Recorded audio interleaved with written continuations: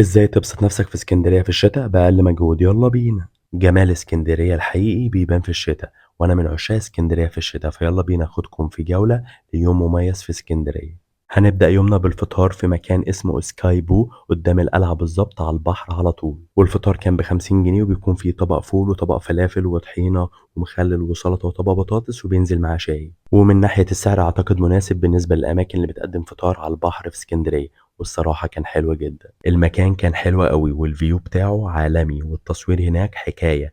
تخيل إنك بتفطر على الview ده وبعد الفطار كوباية الشاي دي، بجد استمتعت جدًا. هتخلّص فطار وهتلاقي القلعة في وشك، فلو أنت ما دخلتهاش قبل كده أنصحك تدخلها عشان هتاخد أحلى شوية صور ممكن تتصورها في اسكندرية كلها. والأسعار زادت حبتين، سعر دخول الفرد دلوقتي للطلبة 30 جنيه ولأي شخص عادي 60 جنيه. فيلا بينا آخدكم جولة سريعة في قلعة قايتباي.